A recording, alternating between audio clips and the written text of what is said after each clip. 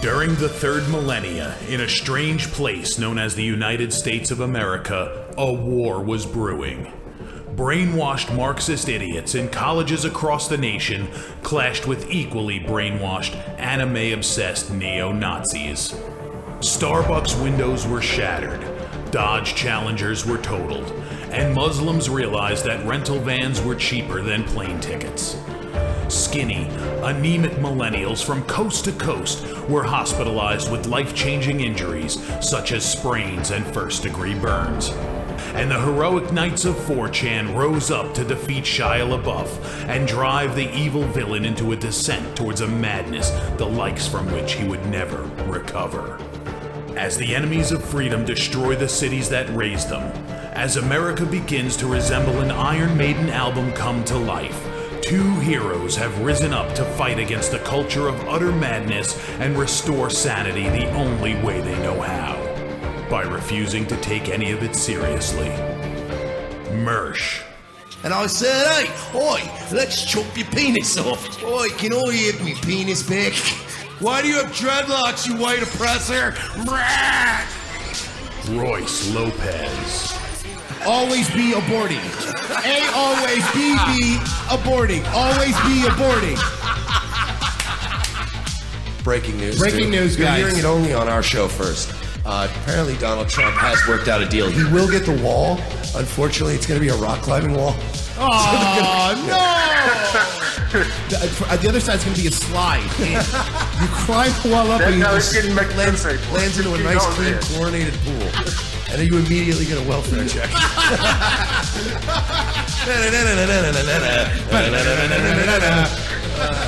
A. Oh, shit. He was a boy, he went to girl, now he wants to be a boy again. Oh, God, just stay a girl if you're going to be this indecisive. I think Caitlyn Jenner's a handsome woman with a great penis. Look, I'm not saying there's anything wrong with trannies. I just don't want to put that one's cock in my mouth. Bound forever by their mutual love of smoking marijuana, Simpsons references and affection towards Alex Jones, these two men have joined forces to bring you uncut news and opinions directly from the belly of the beast. Saving Western civilization one childish dick joke at a time, here they are, your new heroes of the Imperium, Mersh and Royce Lopez. How are you, ladies and germs? Coming back from our midweek break. It's Thursday, February 8th. And yeah, we're red-pilling Western civilization one joke at a time. It's your favorite pedophile-bashing, hypocrite-exposing, right-wing comedy program, Revenge of the Sis. I am Mike Jewcock-Sheely, and along with me is Royce Leftist Infiltrator Lopez. We're here to bring you the straight dope. Right. Yo quiero ser tu presidente. Yo soy el Joe Kennedy. Are you, Joe? Are you? Es mi familia, es todos en los Americanos. I fucking hate that man. We can't even take a day off. Like Mike pointed it out today. It's like we have enough prep for like a week. And he's right. We do. Because it just never stops. It never ends. And I'm here as a Los Advocates of Abortionos. But first, we should say a prayer. Yeah, guys, it's Royce has a good point, and we here at Revenge of the Cis Patriot Prayer Brotherhood want to join hands, of course, and pray in the name of Jesus. Can we yell at faggots afterwards? Let's pray right now that the Patriot movement and the right-wing movement here in America doesn't have to face any more division that isn't being caused by us ourselves. Correct. Lord Jesus, we pray that you let us have a monopoly on creating division in the right and on selling It's Okay to Be White t-shirts, despite the fact that we had nothing to do with the creation of that movement. Amen. In your name we pray. Amen. Now let's go punch some queers. By the way, I'm not religious or anything. But real quick before we move on, LA Werewolf, watch his latest video. Dude. That's all we're going to say. Yeah. Go to, and actually it's a two-parter. 2 parts. because Tuesday night was when the first one came out. Correct. So it's been a day since we haven't been here. So you'd have to actually go to Folklore Americana's page to see the raw footage of the fight and the instigating that went down. It's linked in LA Werewolf's video. Yes. And if you guys heard our show, our late night show that we did over the weekend where LA Werewolf called in, he called out Patriot Prayer. Joey Gibson didn't want to call in. Tiny ended up calling in on his behalf. If you want to hear all of the good stuff leading up to that, I did not realize when we aired that program that there was so much drama captured on film. Yeah. Not only captured on film, but captured in glorious 1080p by Folklore Americana, who actually films very well. So it actually, that's what not I was only say, did they get good footage, but Mike I was Mike and I are, that's one thing we have in common. We're really big about quality. Yeah, we're nitpicky. And these are good microphones, good camera, great interviewer. RC Maxwell, there's the interview. Everything was perfect. Yeah. And even the you're talking about the video on LA Werewolves page, which is great. Even the raw footage that they showed us the other night. You know, Folklore Americana, Steve, he's a great camera guy. Yeah. They edit well. So it actually was an easy watch. It wasn't just, you weren't just watching somebody going, oh shit, let me hold this phone right side up and not in portrait. It didn't look like a modern day WWE vignette. No, it was very intense, so it was easy to watch. I would have watched it if it was shitty quality, but when they were like, oh, there's a video, and I'm like, there's video of all that? Let's just say there's a wee bit of drama going on. Yeah. But we did sell more T-shirts. Thank you. Yeah, thanks to, I don't know if you even want to be known who bought it, if it's going to be a surprise. Yeah. But let's just say certain people were so amused by the reaction of our T-shirt and our involvement in this whole thing and the absolute hatred of us felt by both Joey Gibson and Kyle Chapman. They didn't realize that you guys are so disliked at this point that we sold T-shirts based on your dislike of us. That's awesome. Thanks. It's the old enemy of my enemy is my friend. It's wonderful. So thanks, Joey Gibson, for that. It's been a fun week, man. I'll say this. Just go watch LA Werewolf's video. It is, he goes ham. I've never seen him angrier. I have never seen this gentleman so much, because he's usually funny, happy-go-lucky guy, not, visceral anger, and it was wonderful to see. And it wasn't even like, because, I mean, me and Royce will go on rants on this show, and we'll get mad about stuff, but it wasn't that type of, like, where you're shouting. It was that kind of, it's the kind of anger in the video where if somebody's talking to you like that in person, you're kind of like, oh, wow, this motherfucker's genuinely pissed at me. Yeah. No, you're so right. anyway, check that out. That was a lot of fun. A lot of drama. But let's move out. Everybody coming in hot. By the way, I'll say this. We're the most controversial part of the West Coast movement that lives in Florida. That's the asterisk at the end. Because I know there's obviously more, but that lives in Florida. We are the hottest show on the West Coast east of the Mississippi. We were like the people that lived in New York, but we're still repping Tupac. That's who we are. Yeah. Now, let's move to a bigger scale. Oh, Nancy Pelosi. Now, there was a lot of videos that we could have played, but I decided to play the Tucker one because I haven't seen Tucker's face in a while. Well, and I wanted to, make sure everyone was enjoying it with us. Is Tucker Carlson ever not exacerbate? Like, is he ever not just like, he always looks like he just finished a jog. Yeah, he really just looks perplexed all the time. What? Oh, you know what? He always has the face of somebody that's like, where did I leave my keys? Not listening to your story. Yeah. I remember cooking breakfast. I don't remember turning the stove off. Should I go home? Oh, shit. Okay, let's move. House Majority Leader Nancy Pelosi delivered the longest speech in House history today. Apparently, she went on for more than 8 hours in an effort to pressure Congress to give amnesty to illegal immigrants.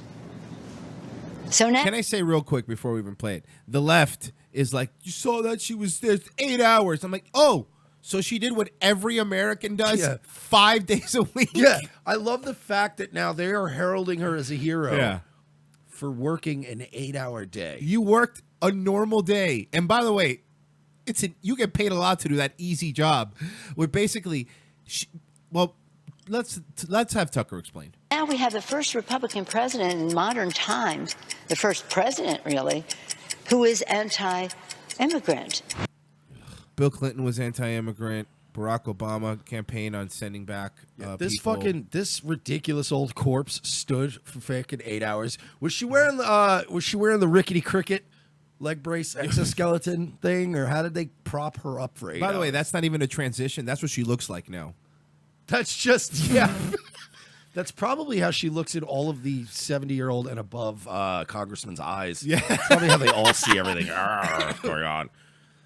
To minister to the needs of God's creation. Oh, don't you is an preach act of about worship. God. Don't you preach about God. This bitch. You bitch. Oh, you bitch. You know what? You know what? Honestly, if I were there, I would have been like, you know what? This bitch wants to filibuster. We'll filibuster. Deploy our secret weapon. Get me Rand Paul. Oh no, it's Rand Paul. Hi guys, I'd like to. I know everybody's eager to get home. This is of course Congressman, Senator from Kentucky here. I'm not going to get home. First of all, going to be pissed. I know we thought it was going to be an 8-hour day, but I'd like to filibuster and also counter. I have a counter rebuttal for all 8 hours of Nancy Pelosi's speech. First of all, the Naturalization and Immigration Act of 1765 clearly ushers in. To tell you, dude. There were several policies at that time. I'm just going to check my phone. You know, I just think that Donald Trump hates brown people. And you know, also in 1778, what they really were intending for, our founding fathers, hours of that. As Chinese people are walking in the room going, I have an order for McCain. It's just... for Feinstein, you have an order? Order for Diane. Man, Amos, she really needs work, huh? I sleep at a bus station. I cannot make my videos because a bus always coming in and hissing like a giant snake. To ignore those needs is to dishonor the God who made us. You know what else is dishonorable to God? Murdering babies, which you love to do. Yeah. Which God? Just wondering.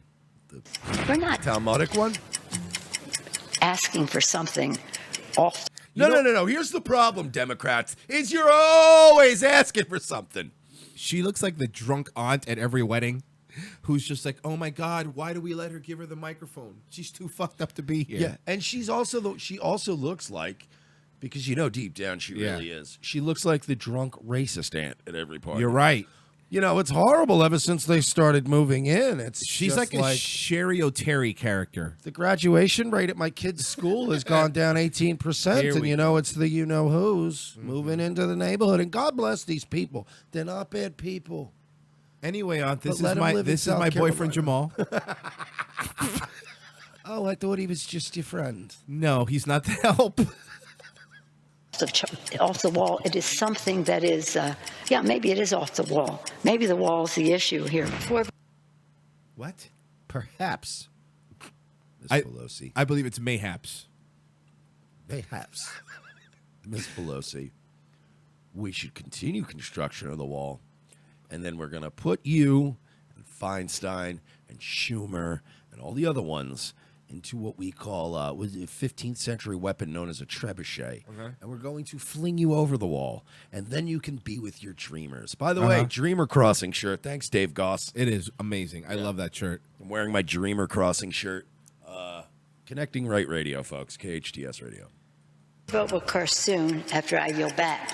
I had no intention of yielding back, Mr. Speaker. These newcomers, with all of that hope and aspiration, sleeping in the background, they make America more American. Texting in the background. Well, went on like this for many hours, as we said. She said and on it went.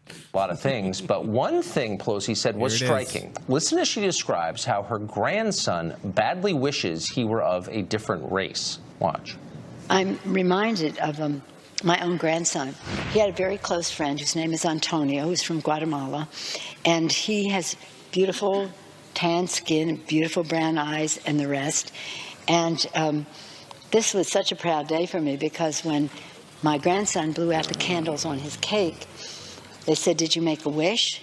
And he said, "Yes, I made a wish." He said, "Well, what is your wish?" He said, "I wish I had brown skin and brown eyes like Antonio." Hey, you fucking dumb bitch. Kids say shit like that all the time. To be fair, her grandson was not the music artist, but C. Thomas Howell, and he did make the movie Soul Man. If we're being fair. For the record, you dumb bitch. I have plenty of kids in my family. Kids say dumb shit. You could introduce your, 5-year-old nephew to a guy who has a hook for a hand. And I'm sure that kid at some point would be like, I wish I had a hook for a hand. Because he wants to be a pirate. Which, by the way, is a slightly less of a handicap than having brown skin. I'll agree. Yeah, just a little bit less. A hook is useful in everyday situations. If you have the hook that you could like fish change out of, We're just never going to be that show, are we? What shows that? Successful? Okay, well, that's one way of putting it. But you know what? I like our fans anyway. So beautiful. So beautiful. The beauty. I feel like, you ever have somebody showing you pictures from a trip you didn't go on? Oh, God, yes. That's what I feel like I'm going through right now. Like, I'll tell you this, right? Royce and his wife went on a lovely cruise recently, around New Year's time. Had a cold, it was nice, whatever. They will occasionally share a story or an anecdote from said cruise that's relevant, Yeah. But at no point did either one of them force anyone to relive that. I want Why? to tell you about my grandson. Oh, here it comes. Here it is. This bitch again. Nobody cares about you dumb kids. And Everybody at a Patriot prayer rally. Yeah, you know why your kid doesn't have brown skin? Because you're a Jew, and Jews are the most fucking racist people on the planet. So stop. 100% true. Nobody's fucked more Jew broads than me. That Trying is to true. bang this Jew broad entry, That is true. and they are the most. I was never less accepted than I did when I dated Jewish girls. Their family wanted nothing to do with me. Nothing to do with you. I've dated white girls, I've dated Puerto Rican girls, black girls, literally had their families like, come over, man. Yeah, bring some macaroni salad. We're having a cookout, bring some beers. We're all, not you people. That's why your fucking grandson doesn't have brown skin. Because I guarantee if your grandson or your son or your daughter brought home somebody with brown skin, they would have gotten the talk. Mm-hmm. He's a nice boy, but, why don't you just go to the temple and find somebody there? Exactly. He's a nice boy. And you know what it is, too? You know Herschel. He's a doctor. And you know what it is? You know what they do, too, with this? It's like it's the same thing with, like, my fellow white people. It's the same thing, like, Islamic people do it. They hide their religion behind a race, but then it's a religion when they need it to be. And with this, you know how Jewish people, you know what their code, everybody talks about alt-right dog whistles and little code words that everybody uses in the alt-right that imply racist things. Yes. Like you hear the left all the time. It's like, oh, white guys, if they say this, it really means white, or, it really means black. And you're like, For example, deep state means Jewish. or urban. Urban just means black, poor. They hate blacks. Jewish people have a code word, too, for races to cover up their racism. It's called not Jewish. Yep. And I guarantee you, that's how you avoid. That's why your grandson isn't brown, is because, I'm sure if you have a daughter in your family, she's probably want to get slammed by one of the basketball players in school, too. I don't blame you, ladies. No. But I guarantee you, Miss Pelosi or somebody's dad came in and went, he's not Jewish, right? Listen, I know you're having fun, but like I said, Herschel over at Temple, he's a doctor, okay? Here's the thing. Love doesn't really matter. Career matters. Do you want to be out there working like one of those guys? Do you really want to have one of them little Eric Andre looking babies? Do you want that for your life? Not all of them turn out like Lenny Kravitz, okay?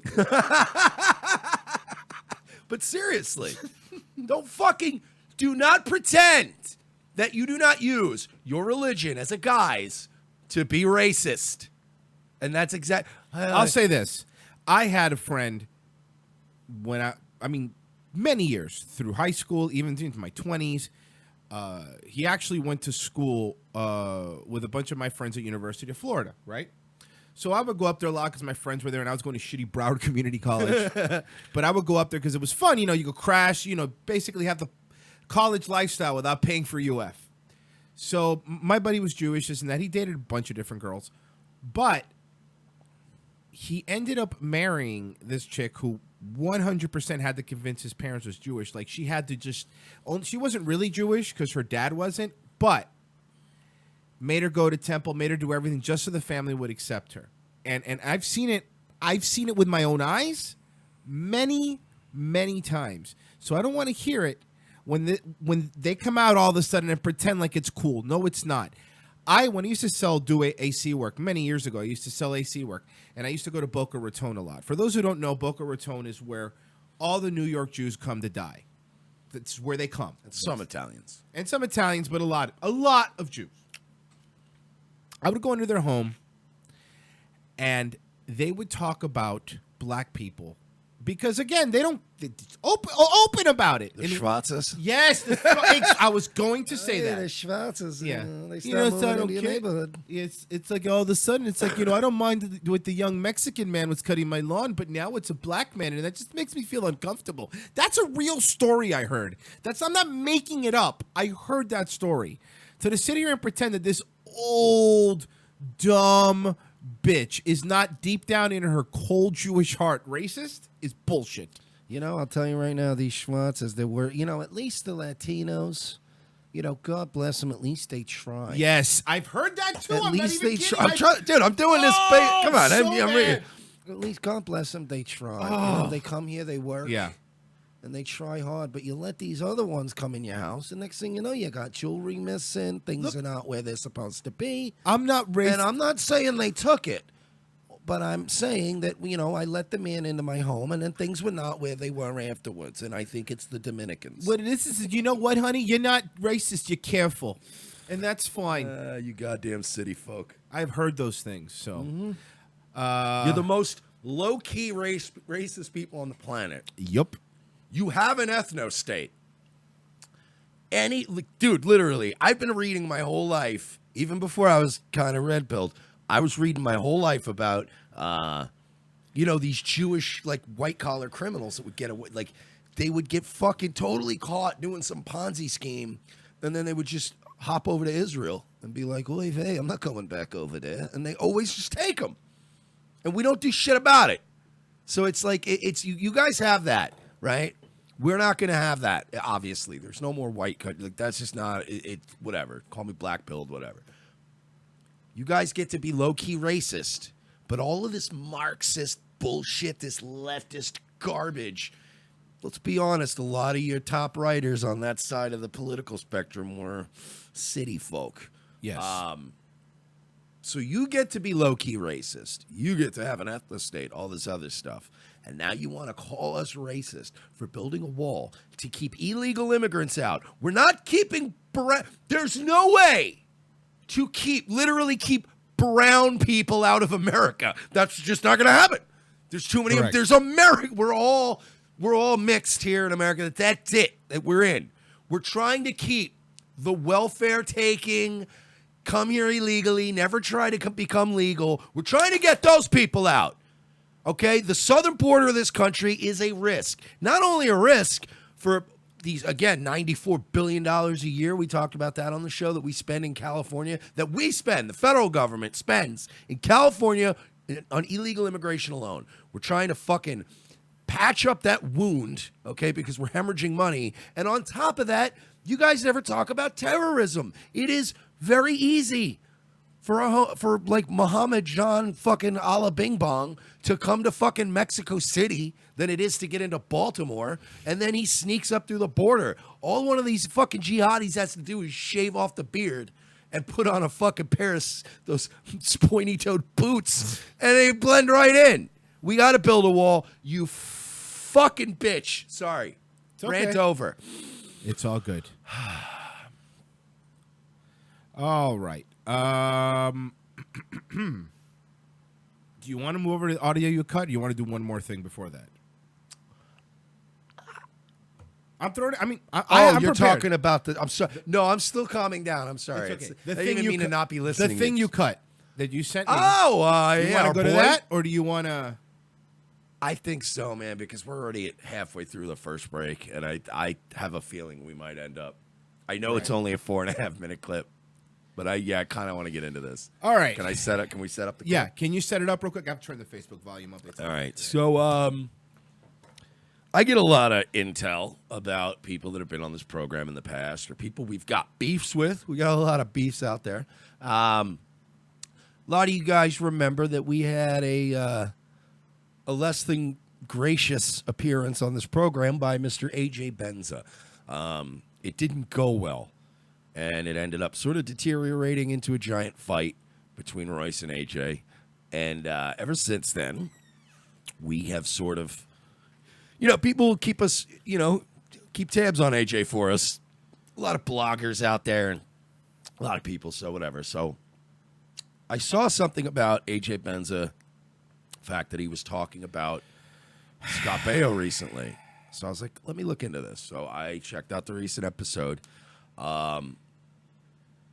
you want to just play it? This Everybody knows the Scott Baio situation, fucking obviously, right? Ginzo asshole. Yeah. Everybody knows the Scott Baio situation. We don't have to recap that. Yeah, Scott Baio, Nicole Eggert's accusing him of molesting her when she was 14. Okay. And a bada bing. This is what Bada Bing had. This is what Bada Bing had to say. Scott Baio said on more than one occasion that Eggert seduced him. He said she came to his house and just went for it. And I get that. I've been there. Debbie Prisco seduced me. And later on, when I was 19, my beautiful 17-year-old neighbor, Debbie, seduced me when she told me she was thinking about it. And she decided she wanted me to be her first when she turned 18. And we happened to have the same birthday. So we both got a present on June 2nd. So it's like, look, the thing is, right? He's a good-looking kid. He gets a lot of tail, as I've said before. Just like myself, going around crushing Debbie Prisco's poon. Like the Italian stallion. Oh, bada bing! But who's he showing off for? Like, he's showing His off, dad right? that never gave him any attention growing up. I don't... I guarantee you. I guarantee you that this Long Island Ginzo trash, okay, probably idolized. All right, this is like Tony Soprano syndrome. This guy probably idolized his dad, right? Because all Italian guys do. And his dad probably said all of 3 words to him his entire life. Okay? Probably one of those dads. And he's been trying to impress his dad ever since. And because he probably didn't get a lot of whatever with his dad, so he probably didn't learn how to be a man. So he probably invented this Rat Pack fucking, John Gotti mixed with the Rat Pack over here kind of idea of what a man is. And he's still to this day projecting, hey, Dad, look at me, huh? Look at all the tail I'm getting. When I was 15, my dad bought me a hooker. But does he not? Yeah, of course. Come off like that guy? Yeah. My dad, he used to manage a strip club. So I'd go in there when I was like 14, 15 years old. I'd finger a girl's butthole. I'd get a lot of tail. Bing. That shit happens. Anyhow, I also know Scott. We've hung out. We don't talk that often, but we have from time to time. I reached out to him yesterday. What happened? Why is he dressed like Jane Lynch? I had to dig for that one. I did that for you, buddy. He looks like one of the henchmen in a Russian mafia movie. You guys want to have a fun game, right? Like me and Royce share most of the information on this show. But we always keep a secret or two as like an Easter egg to completely break the other one during the show. I hate you. So in the future, usually both of us are guilty of doing it once every show. So you guys, for fun, keep an eye out for when that happens. Oh, fuck me. Yeah. Spoiler alert. This was the one. I was like, this guy. It's only acceptable to dress like that as a grown man if you're sick. Sick is okay. Or if you're coaching your kid's Little League team. Or like I said, if you're going to a Halloween party as Jane Lynch. Then that's fine. Bada bing. He apologized. He said, AJ, I'm beat. I can't keep talking about this. That's all I've been doing lately. But, look, I've been to the Playboy Mansion with Scott. Is everything a name drop for him? Is everything in his life like this? AJ Benz is the only guy who can tell one anecdote, and I've never seen a man shoehorn more references and name drops into a thing, and they're always terrible. Like, you notice that too? So I'm there, right? One night we're blowing rails. It's me, it's Scott Baio, and it's the guy who was the key grip for Friends. And we're all together, right? I mean, we're going, you don't know, he's a great guy, though. And we would all hang out and bang a lot of hoes. I'm only in here with him because he has the coke. Once we started, I'm leaving. Just letting you know. Oh, my God. But he is. Doesn't he seem like the guy that holds the coke up in the bathroom so he could hold you in a conversation? So I'm sitting there, right? It's me, it's Keith Coogan, and then I was hanging out with William Zabka's second cousin, right? We're all hanging out. We're doing speedballs. There's a lot of broads around at the time, right? Because this was, this was the 90s. AIDS was at its peak, so you could get a lot of tail, obviously, because the infection rates went through the roof. I hate him. I was hanging out with John Connor's stunt double. We were just shooting the shit. It's He always doesn't conduct himself as a one. creep. He really ain't like that.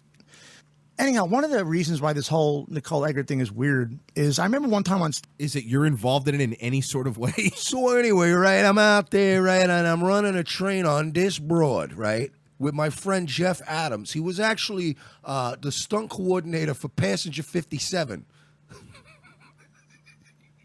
Stern. Scott was asked to play the fuck, marry, kill game, and he chose fuck. He's supposed to kill AJ Benza 3 times. Wait for this. This is an important part of this clip, All right, though. hold on. Sorry.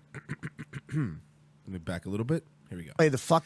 You want me to take it seriously, but you kept the sweatshirt thing up for a long time.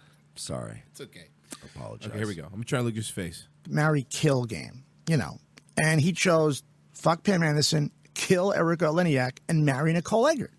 That doesn't sound like it's somebody you've had a bad, relationship with in life. Or Pause. Is he basing allegations? Like, again, I don't know if they're true or not. So this isn't us. This isn't us saying whether what's saying is true, what Scott Baio saying is true. We're not picking sides there. However, are you basing your judgment on a fuck, marry, kill game you played with Scott Baio? Look, the thing is, right, the natural detective in me knows, okay, because I got a lot of Remember, I was an investigative journalist. A regular gumshoe. For the E! Entertainment Network. Okay? For upwards of 4 years. Let me tell you something, all right? It's clear. Look, I've been in a lot of interrogations. I've watched a lot of footage of interrogations being reenacted on television. So I got an idea how these things go. And never in the history of rape and child molestation has the perpetrator ever sort of romanticized the victim. That doesn't happen. That's never happened. It happens in 0% of cases. You just go based off of what the alleged perpetrator did. You know these girls, they're a bunch of who's. So I like how your AJ Benza is the end turns into dice. It just turns. I like it though. I like that little spin on it. Look, all of these women, they're just lying cunts, cocksuckers. That's what I call them. How could Harvey Weinstein done anything? I played sorry with him once. How can a guy rape you when a woman is just a hole to fuck in the first place? Am I right, folks? Oh, fuck. You're a piece of shit, AJ. somebody it's obviously somebody you find sweet and wonderful enough to even think of that. I mean, he was happily married and shit, but he was just playing a game. But Eggert is talking about what happened consensually between them as molestation. And I call bullshit. To me, it's willing participation out of hormone-driven curiosity. Eggert is now inspired by the Me Too movement. She said she covered up what happened in previous interviews to protect the legacy. By the way, we're being told that Pelosi is Catholic, not Jewish. Yeah, okay, but her face is Jewish, so hope that helps. Is she really Catholic? Info I just got, yep. Well, you guys do that shit too, though. He's not Catholic. It still works. Go fuck yourselves. We're a goddamn comedy show. We do what we want. And you know what? She may be Catholic, but she's still very Jewy. But thank you it's good to know. Inspired by the Me Too movement, she said she covered up what happened in previous interviews to protect the legacy of the show they did together, which was Charles in Charge. And I'm thinking, what, the legacy of Charles in Charge? You know, it wasn't exactly All in the Family or MASH, but read between the lines. Okay, Nicole has said she was a willing participant. She said, quote, he didn't hold me down in any way. I think deep down inside, I think Nicole Eggert still loves Scott, and this is all a jealousy thing. And she just filed police report. She just filed a police report. You're romanticizing. You're sentimentalizing a fucking alleged underage sexual assault. AJ, stop it. Get some help. I'll take this a little further. What nobody is talking about is about a year or so ago, Scott was approached by producers to do a reboot of Charles in Charge, like every other show now. But Scott was up front, and he told producers, look, it's going to be awkward. I don't want to do it. I don't want to get involved. Charles in charge of that poon. All right. He doesn't want to get involved. Yeah, I'm sure Scott Baio was turning down a reboot of his most famous show. Yeah, because he has so much work coming his way. Look, let me tell you something right now, okay? First of all, you don't know nothing. Calm down, Royce. Calm down. Let me tell you something about Scott Baio, all right? Scott Baio is a friend of mine. I hung out with Scott Baio. I personally smelled Chachi's fingers, and I cleared him of any wrongdoing. Bing! All right, well, I got to say, Mitch just did something for us. Oh, boy. That's never. He photoshopped AJ Benza as Jane Lynch. Okay. It's even the same exact, almost the same exact sweatsuit. That is hilarious. All right, well, now we have a new picture every time we talk about him. I'm excited about that. He's a good-looking kid. He gets a lot of tail. All right, let's put a little more. Call Eggert again. She's spreading lies about me, and I don't want to put myself in that position. And I get that. I wouldn't want to work with her either. Now, Scott doesn't need the payday. He's in a friggin' 8,000 square foot house in a gated community. He's doing just fine. Nicole, on the other hand, would love the reboot. That would be great for her economically. And when Scott told producers I can't do this, it put an end to the talk of doing a reboot of Charles in Charge. And it was right around the time that Scott told producers he wasn't going to do a reboot that shit started to happen in concert with Nicole and the other co-star on the show. So not guilty, am I right? I mean, automatically, a bada bing, a boppity boopy. Somebody touching my spaghetti. I hate this man. He's so hateable. Is that a guitar pick on his bracelet? You fucking class ring wearing Is faggot. that a guitar pick on his bracelet? Listen, man, he's a fucking, you know, he likes to rock and roll, you know? He likes the fucking high life, the broads, the champagne, the girls. I've seen Jersey Boys no less than 3.5 times, Benza. Look, let me tell you something. I know Scott Baio personally, all right? And I know the guy is innocent because, you know, well, for one thing, I'd like to tell you, it's like my friend Howard Stern used to say to me. He's not your friend. Don't ever name drop too much in a story. That's what he used to say to me. He wasn't your friend, though. All right, it's Jackie the Joke Politsky. Man, but it's like the same. Okay, they both kind of hit Twitter and hit social media and started talking shit about Scott. Is that a coincidence? I don't think so. I always say money talks and bullshit walks. Whoa! Did he come up with that? It's pretty good, right? He's so clever. It's like he comes up with these phrases. He sounds like a real person. Let me tell you something. It's like I like to say, money talks, bullshit walks, and all of these whores in the Me Too movement are a bunch of lying skanks. It's like my dad always said, Chinese, Japanese, dirty knees, look at these. It's like, how do you rape women of property, am I right? How do you rape property? I can't rape your Ford Mustang. It's a car. You know what I mean? Oh. He's just, you know, I want to hate you, Jimmy. It's so easy to put the boots to. Oh, my God. He's such an asshole. It gets I don't think so. I always say money talks and bullshit walks. I think these two needed the money. Scott doesn't. And without a reboot, they're going to have trouble staying afloat in Hollywood. Simple. But it's kind of like Nicole's acting like a scorned woman. And listen to me. You know how I tell you why I'm very confused with women who sign up with that shyster Lisa Bloom? Yeah, you're confused, all right. I think honestly, you're sexually confused and you fucking overcompensate, you dumb fucking guinea. Nicole is rep by. Here's why I say that. I don't know if you know this, but if you can't come up with the $25,000 upfront fee that Bloom charges, you know what she has women do? She has them sign a management fee that entitles her to 33% of whatever work these women get as a result of the publicity they're getting being rep by Lisa Bloom. Your Honor, I rest my case.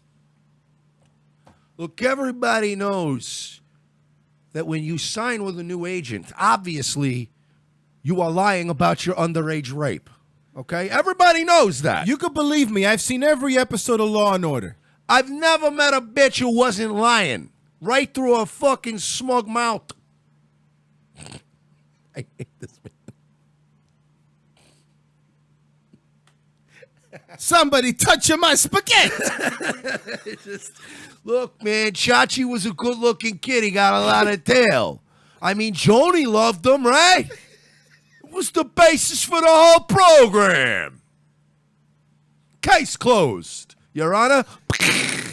Fucking my cousin Vinny over here. No, Vinny had better fucking- suits. Oh, my God. I fucking wish AJ Benza would get cancer. Fucking sick of this guy. I told Scott Baio I'm doing you a favor. Fucking. I hate this guy. Thing being rep by Lisa Bloom. So if Nicole were to write a book, wham, Lisa gets 33%. Lisa, Speaking of book, I once hung out with the other guy in Wham. We played Parcheesi together. The other guy in Wham. It's me, right? I'm hanging out one night. It's just me and John Oates. And we're driving around the Hollywood Hills, right? We're so fucked up, I can't even figure out the address, right? And you know who walks in? Garfunkel himself. So anyway, we're on our way to go pick up Jay Moore, right? So we could go down to the Viper Room. Believe it or not, it's still a place, you know? And, then we banged a bunch of cougars because nobody really cared who Our we crew were. had a name. We were called the Second Bananas. Fucking, oh my God. Oh, fuck me. AJ Benza strikes me as the kind of guy I would ask for a meeting, and you'd have to meet him for like $2 margarita night at Rocco's Taco Bar, and then he would somehow skip out on the tab. AJ Benza stinks.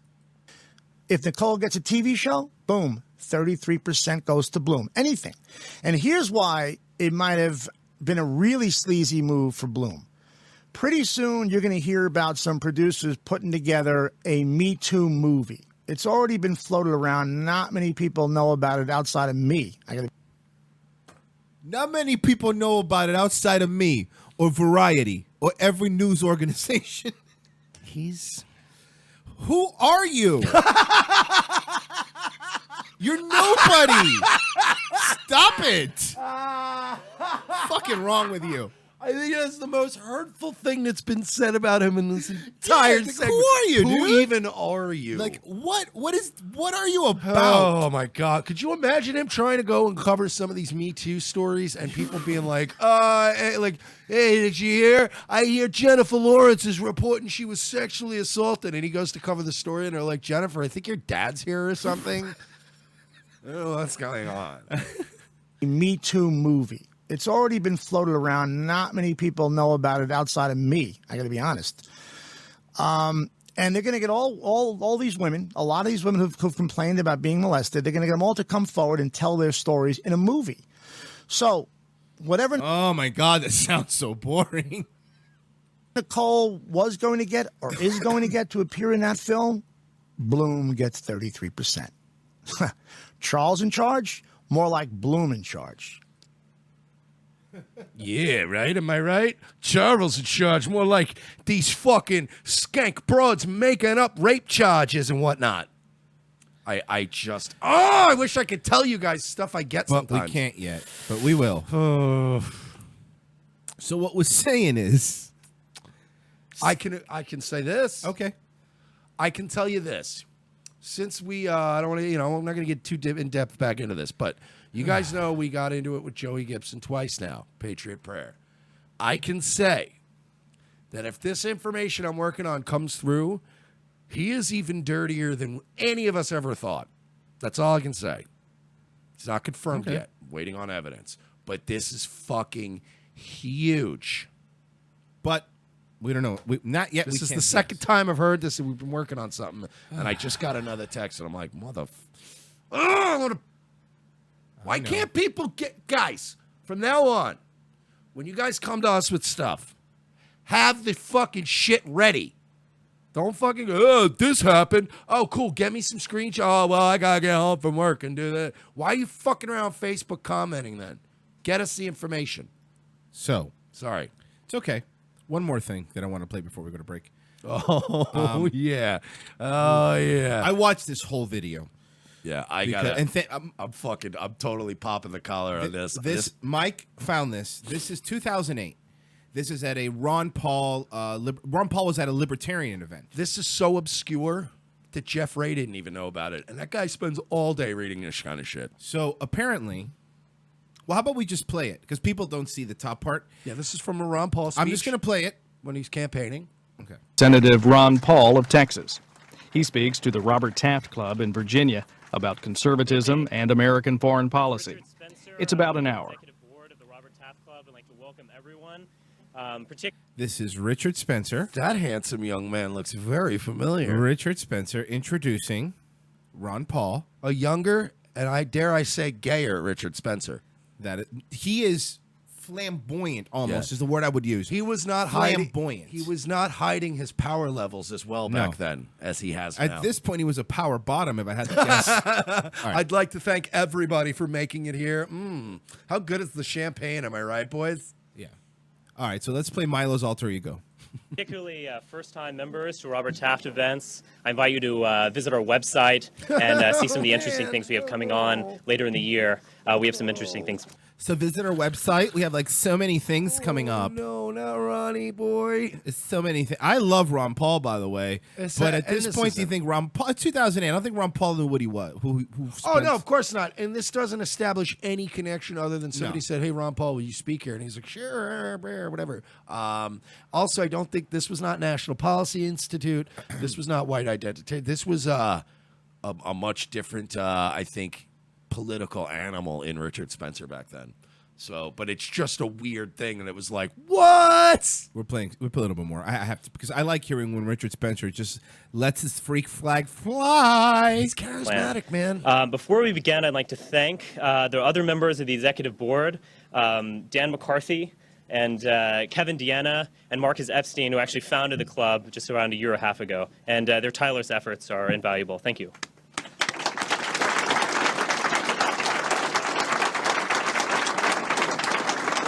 And I'd like to remind you that the Robert Taft Club, we're a nonpartisan group. We have many Ron Paul sympathizers amongst us. Some of us are homosexuals. But we would certainly invite all presidential candidates to come speak at our forums, I think. Wow, young Richard Spencer is definitely a Roger character because it's the little draws. Giuliani would have a very interesting time.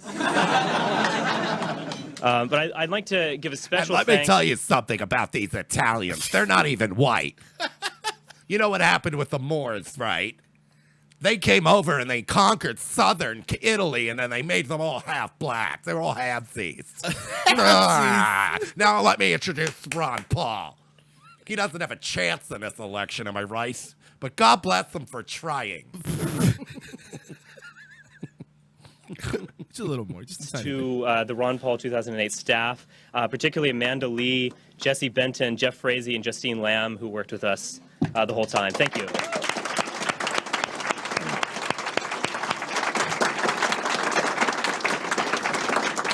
All right. Well, you get it. So, yeah. Illuminati confirmed. Yeah, confirmed. It's all, doesn't matter, man. It's all controlled opposition. Man. Oh, my God. I'm so fucking sick of that. Both sides now, can I say, are just a joke. Like, it's hard to even take so many things seriously anymore.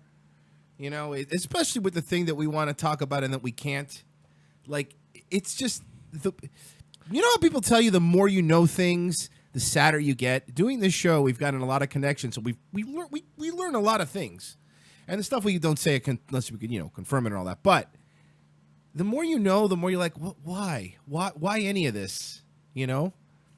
But Mike, it is time to shilly shill shill because we have a guest coming up after the break. Yes, we're going to be back with in the second hour, Big Sarge. But first, got to tell you guys, you know the whole rundown, right? Rate us 5 stars if you can. Share us. Importantly enough, invite your friends to enjoy our program, either on Facebook or YouTube. And if you'd like to contribute to the program, you can do so with a monthly donation by going to patreon.com/We're Not Sorry. Or if you want to give one time, paypal.me/We're Not Sorry. We do have a special shilly thing we want to do today. Some of you know Megatron. She's one of our listeners, one of my dear friends from before we ever did this program. From the long ago. Yes, and her dog is sick and potentially fatally so. And we are trying to, not us, she is trying to raise money on GoFundMe to get her dog the treatment he needs. And, for anybody who knows Megan, she's very much like us. She's very much angry edgelord, and that dog brings her a lot of joy. So if you guys have anything, even $5 if you want to kick in and help Megan, we're going to put it on the screen here. It's a GoFundMe page, and help her out if you can, because she means a lot to us, all of us here at Revenge of the Sis. We love Megan, so look out for her if you can. And we will be back in the second hour with Big Sarge on Revenge of the Sis. February is Black History Month, where we celebrate African Americans who have helped to make our nation the global beacon of strength and liberty it is through their significant cultural, economic, or political contributions. Each week, we at Revenge of the Sis will highlight one of these heroes in our Black History Spotlight segment. This week, we honor American businessman, international shipping magnate, and intelligence asset, Freeway Rick Ross. Born in Texas in 1960, Mr. Ross grew up in Los Angeles, California. After being turned down for a scholarship due to his illiteracy, Rick discovered his entrepreneurial spirit after high school when he began selling small amounts of cocaine.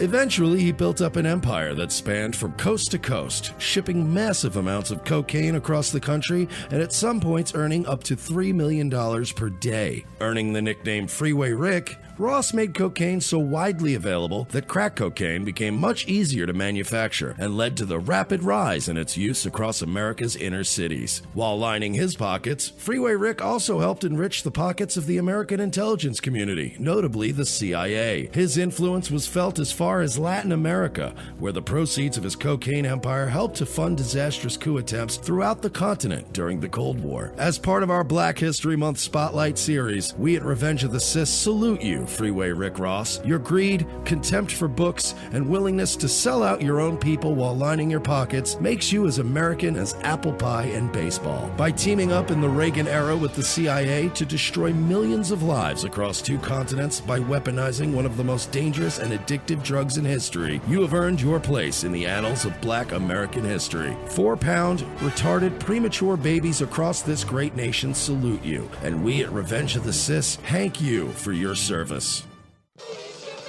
If you just put in the code ALEX10, and of course, that'll be 10% off from our very already low price of $250 for every 4 capsules. Hey folks, this is Jay Leno, the star of the hit film Collision Course, and I'd like to take a moment out there and talk to you about the very real dangers posed by Zionism in this country. I was riding around on my motorcycle out there in the Arizona desert when I was kidnapped by a UFO and sexually assaulted by aliens. Show me how you suck a guy's cock. The last time I'm gonna ask you. From all of us here at Revenge of the Sis, we'd like to thank each and every one of our friends and fans for helping us become one of the fastest growing breakout shows on the internet. In less than 1 year, we have been able to bring you news before it breaks, as well as the funniest and most consistent political and social commentary around. Here are some ways you can help us continue to grow our brand. Sign up as a contributor by going to patreon.com/We're Not Sorry and pledging a monthly amount. Anyone who pledges $12 or more is eligible for occasional giveaways and prizes. And if you pledge $25 or more, we will promote your brand or product live on our show. We understand if you are unable to commit to a monthly recurring donation, but if you would like to contribute one time, you can do so by going to paypal.me/We're Not Sorry. Another unique way to help our show expand while also promoting your own brand or service is by modeling one of our shirts. Go to teespring.com, search for Revenge of the Sis, and you'll find plenty of options to choose from. Take a picture of you modeling our shirt and email it to revengeofthesis@gmail.com. That is revengeofthecis@gmail.com. Be sure to include a web address or a social media account for whatever you want us to promote, and we will feature you on an episode of our show. Since YouTube is now throttling our traffic and Twitter has us shadow banned, there are many other ways you can help without giving us a dime. Every time you invite a friend to like our Facebook page, retweet or share a meme from our social media accounts, or share one of our videos to your own pages, you are helping us to get discovered by more like-minded individuals who will join our ranks and help us grow. Rate us 5 stars on Facebook, Roku, and iTunes. Encourage others to follow @ROTC Media on Twitter. You can also help ROTC by supporting friends of our show, such as LA Werewolf, Connecting Right Radio, Radical Mothering, Folklore Americana, the Mad American Network, Wolfman's Activism and Entertainment, and the Revolutionary Conservative. Find all of these links and more by going to our brand new website, revengeofthesis.com.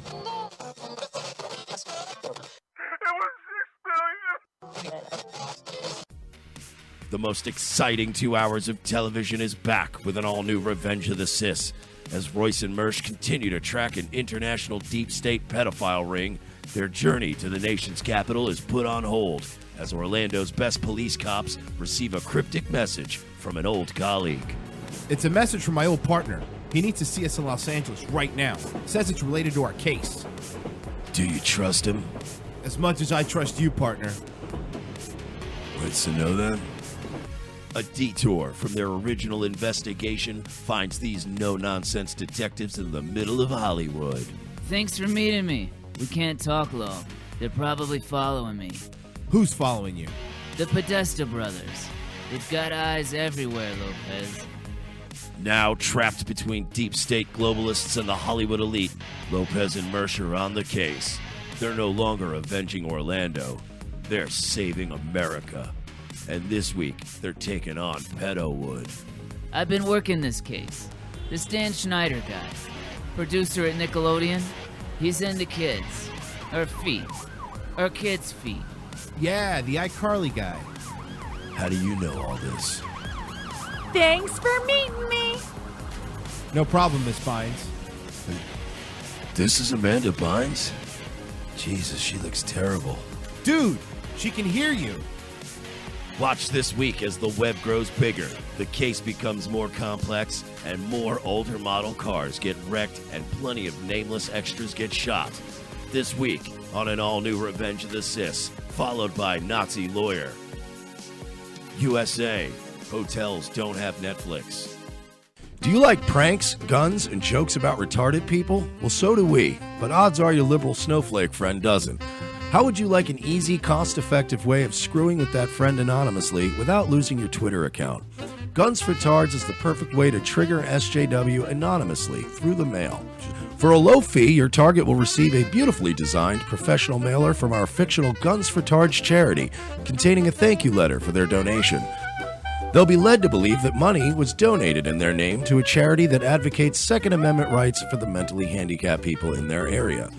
For a few extra bucks, they will receive pictures and a detailed profile of a retarded person who they helped harm. It's all fun and games, well, except for that idiot who gets this in their mailbox and freaks out. Messing with someone through the mail is effective. Most people do it trolling over the internet, but regular mail is way more invasive. Whether it's a boss, an ex, or a liberal professor you don't like, this is the perfect way to screw with someone anonymously for the cost of a cup of coffee. Well, a cup of coffee in Manhattan, in a fancy coffee shop. Check out www.gunsfortards.com and select a package today. Use promo code MERSH for 10% off.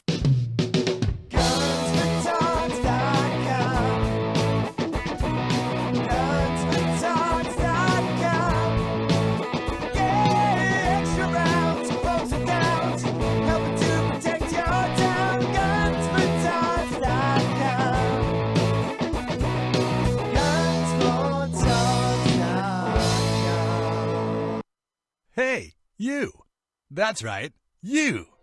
Wouldn't you like to know the story of you? What makes you, you?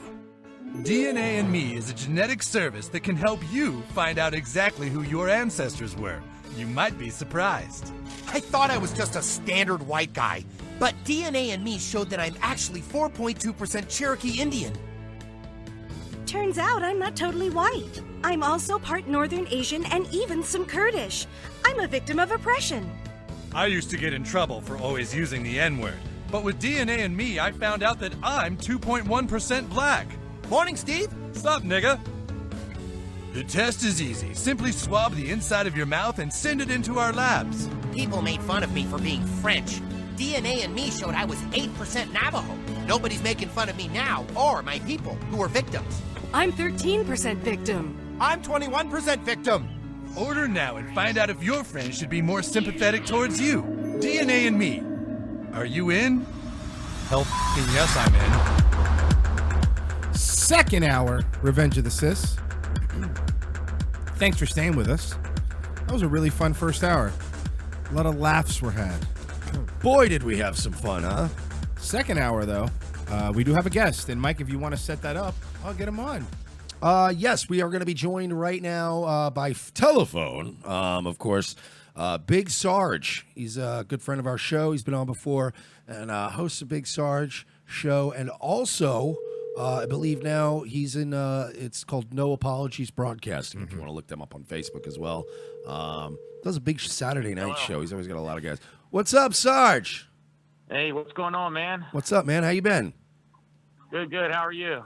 Oh, just living the dream. Heard that. Yeah, just, making fun of people, being mean. The usual. Yeah, the normal stuff for us. Yeah. How you been, man? How's the show? Pretty good, pretty good. We're hanging in there doing great and wonderful things and trying to anyhow. Yeah, you guys are... Get upstairs here so I don't get any background noise from you. Oh, yeah, no, that's fine. Of course. Are you still doing it's on Saturday nights, of course, right? If I'm correct. Yeah, we have we have our own broadcasting network now. It's called the No Apologies Broadcasting Network. We got about seven or eight different shows on it. Oh, awesome. Yeah, and the Big Sarge show is just one of the shows, and we go live 10 p.m. Saturday nights. Yeah, they go marathon style, bro. Oh, that's awesome. They don't quit. You guys are better than us. Oh, what do you mean by that? I watch you guys all the time, but I can't discern whether or not ever you're on Twitch or you're on YouTube. Where are you guys at these days? We're on Twitch because in 8 days our YouTube live streaming ban goes away. I just got banned again from Facebook. For what? What'd you do? Share to my own group that I own. I shared a video to my group and bam, they socked me with a 7-day ban. I'm like, seriously? Did you share it or upload it? No, I shared it. It was on my personal page, and I shared a video from my personal page to the group, the Big Sarge Show's group, and it banned me. Yeah, people have been getting. I don't know what it is, man. It seems, is it just me, or is the last 2 weeks have been exceptionally poor? Yeah. In terms of like a lot of people have been getting. I've just seen like a massive uptick in people on Zucks. I know just because there's been a lot of flood of alt accounts created, and now like everybody's rejoining each other's friends, and a lot of people seem to be getting banned for relatively arbitrary shit now. Yeah, for sure. Yeah, we fall victim to it quite often, and it's usually, you do the whole appeal process thing, which I think really doesn't go nowhere. No, it doesn't do anything. You get a generic scripted answer back.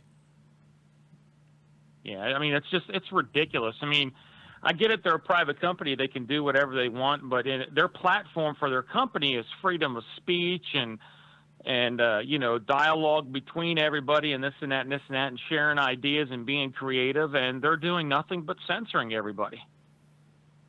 Yeah, no, and now the the new thing, at least with YouTube, is they were giving people content strikes for making playlists of videos, not for uploading original content, but for making playlists of videos that are deemed inappropriate. That'll hit you now too.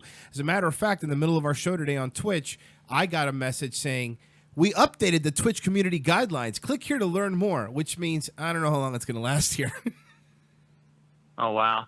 Well, we're on Periscope too. We just downloaded Periscope, and we're thinking about getting up on that because a lot of the conservatives are moving to Periscope. They say they haven't had any issues or any problems, so on and so forth. And it's it's not as great a platform as like Facebook or YouTube, but I mean, I guess there's a lot of migration going over to there. So I mean, that's one avenue, and of course the other avenue is just creating my own server and live streaming from there.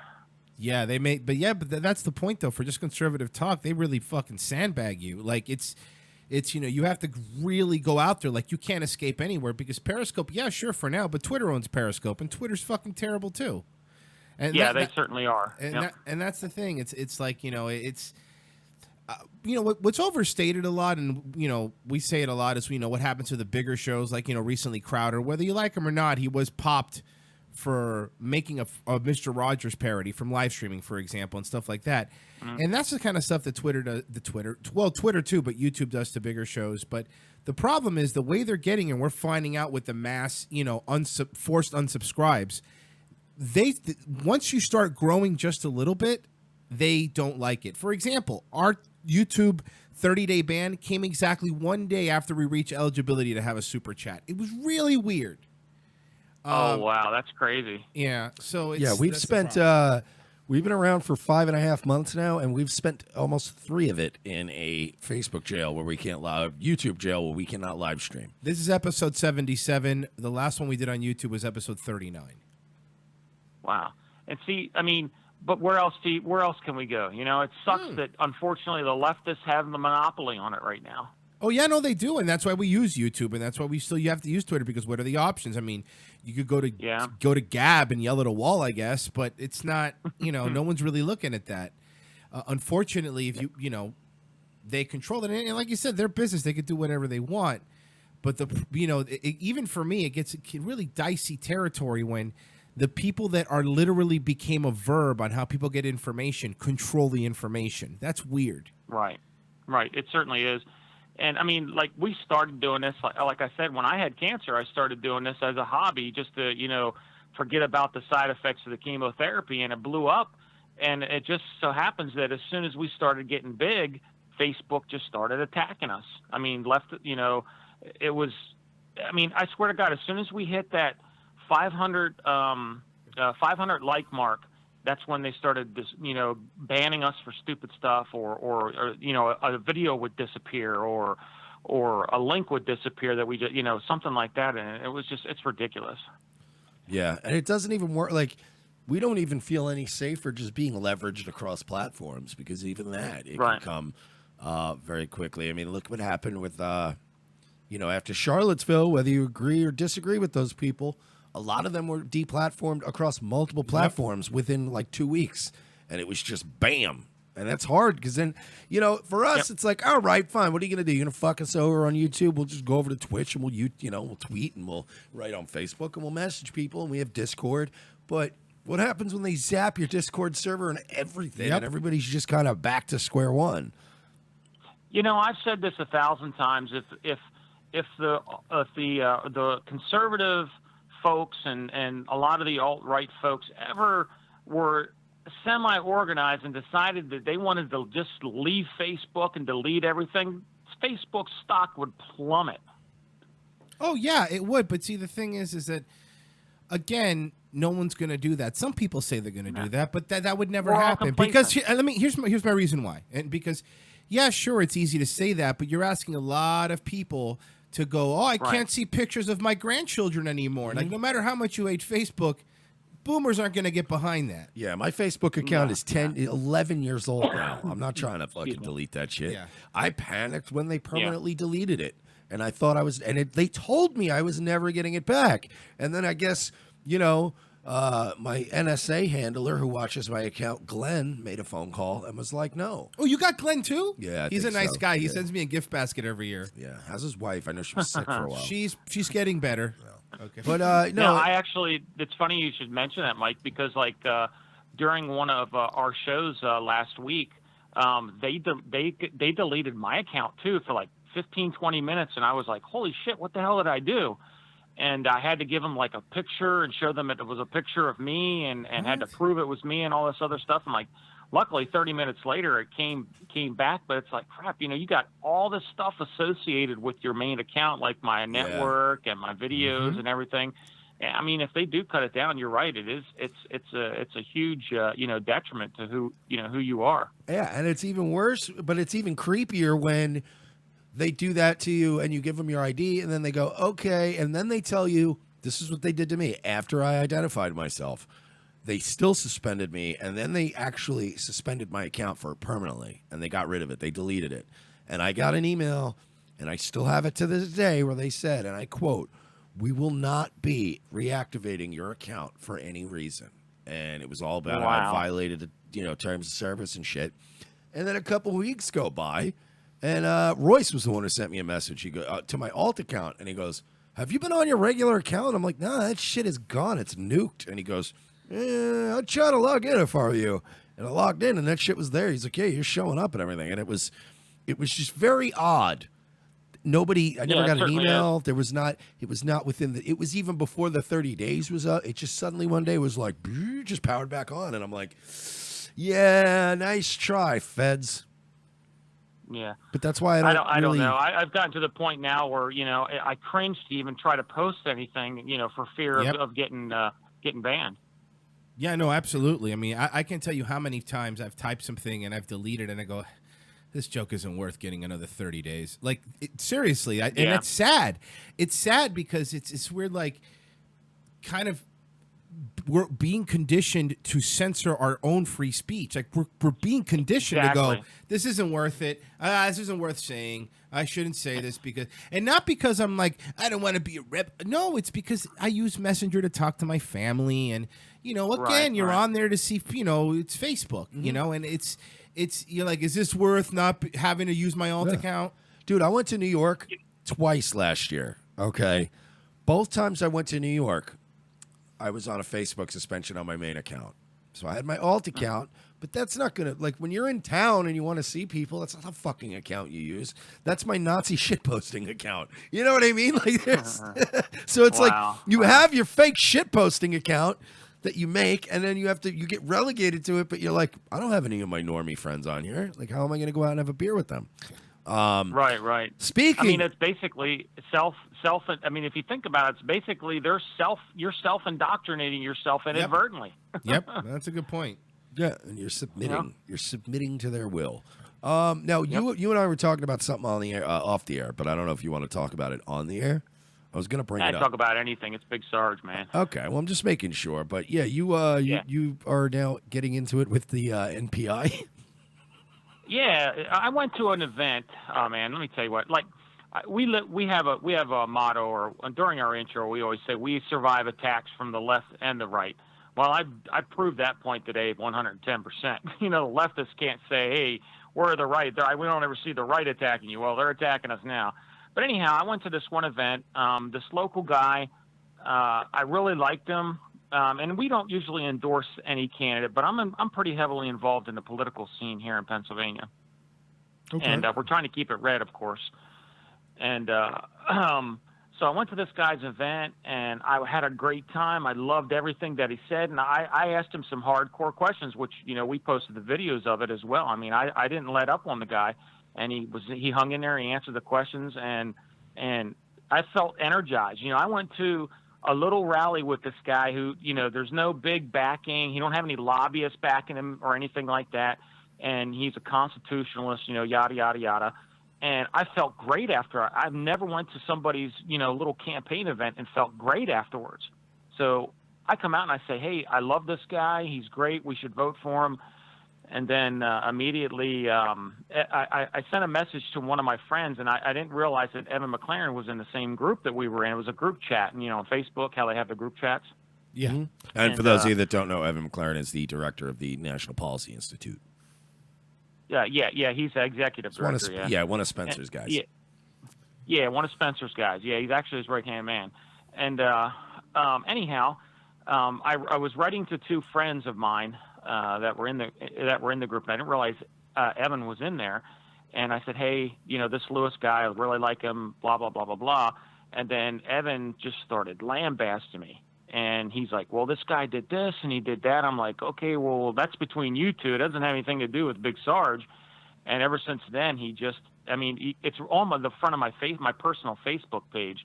Luckily, all my fans and all my listeners are shotgun blasting him right back. But the guy called me out. He wants to debate me one-on-one on the show.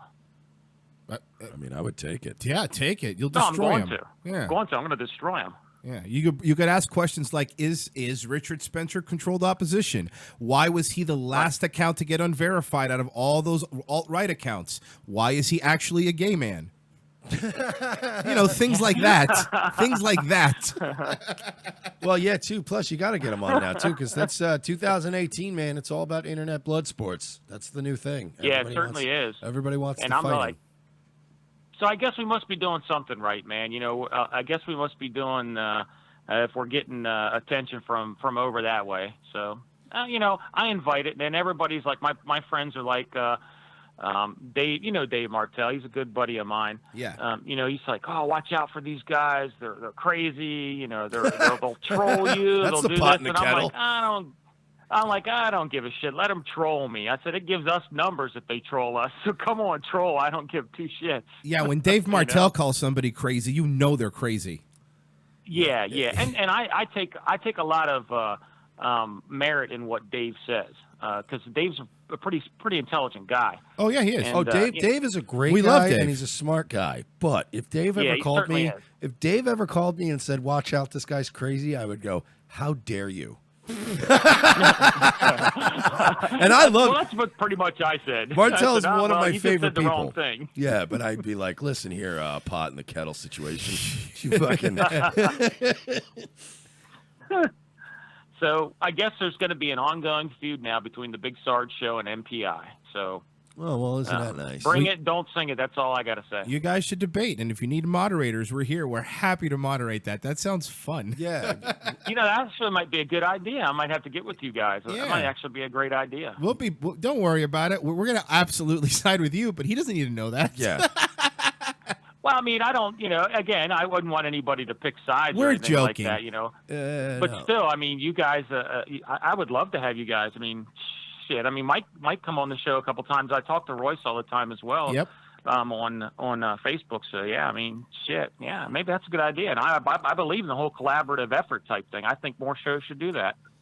Yeah, I like calling it a Big Sarge's show because it's late on a Saturday, so usually there's a little maybe possible intoxication at that time. Mm-hmm.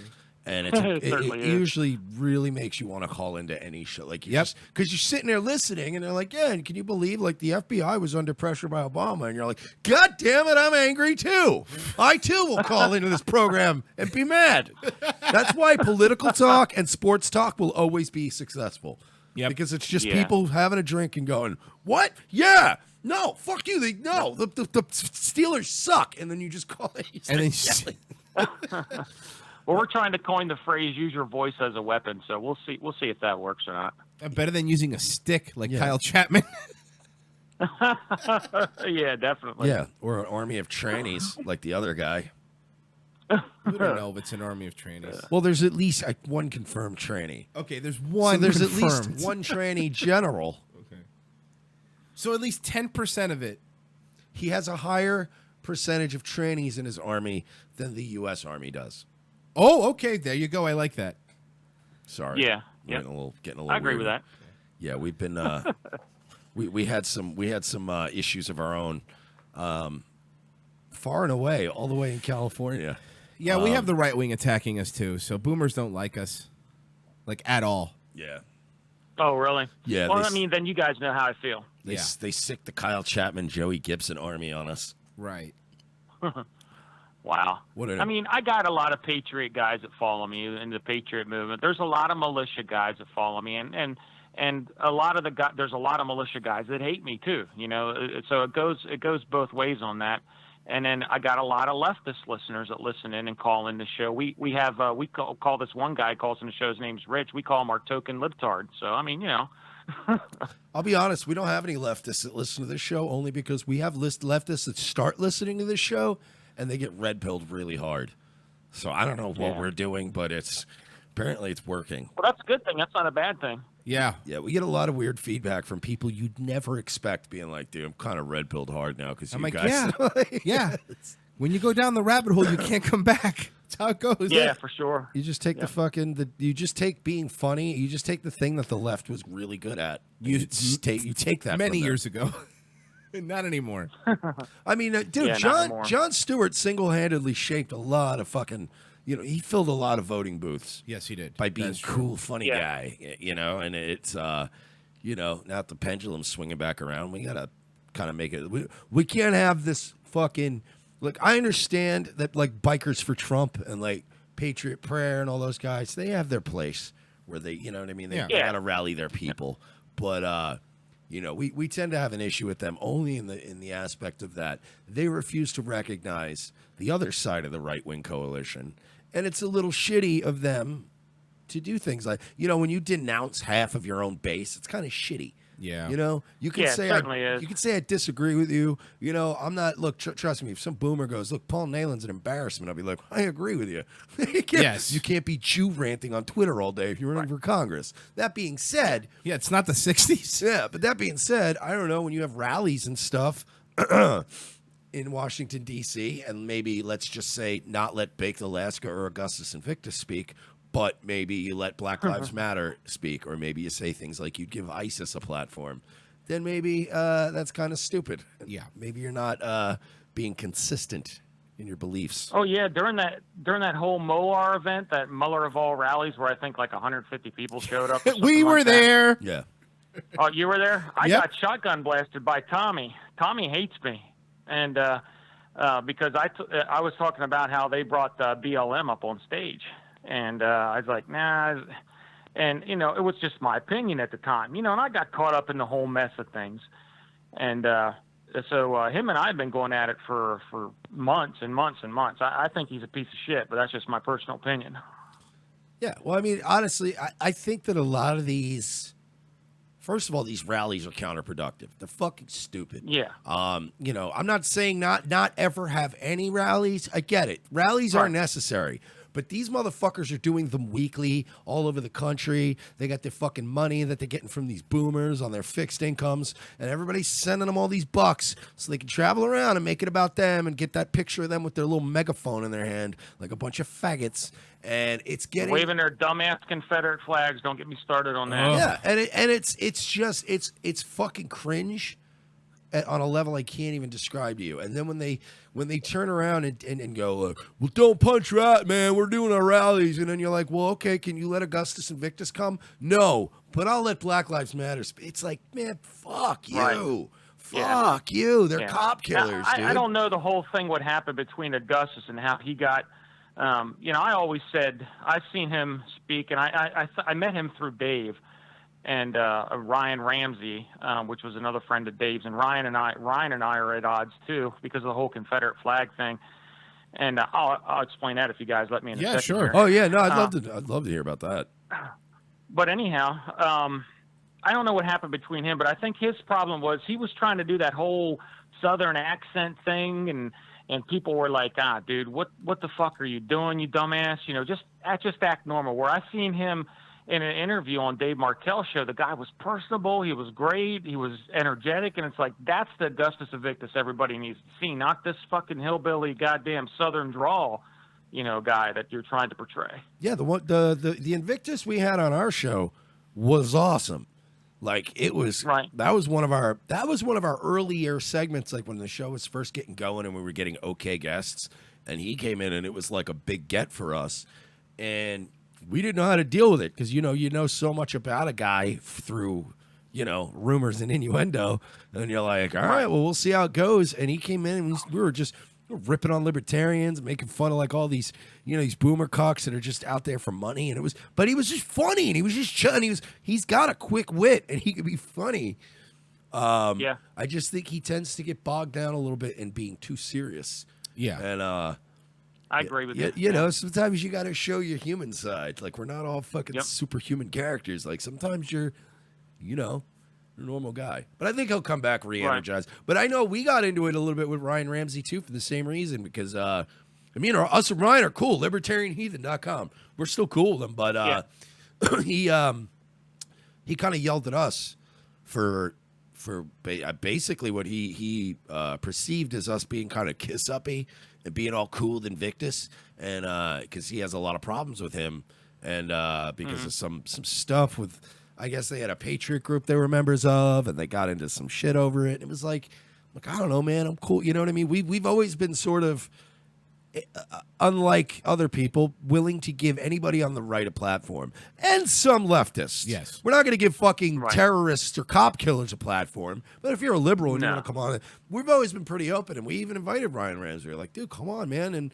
he's a bit flakier about following up with people. I'll have him on any time, but you know, I'm not gonna condemn a guy just to get that virtue signaling, counter signaling bullshit out and get my little soundbite where I'm like, I denounce you, sir, and white national. It's like, no, man. So what happened with the Confederate flag? Yeah. Well, here's what I was saying, and I get a lot of flack from the Patriot guys on this because again, there's a lot of the folks of the Patriot movement that are fans of the show that come on the Big Sarge show, and anyhow, I forget the one guy's name. I think it was Billy Sessions.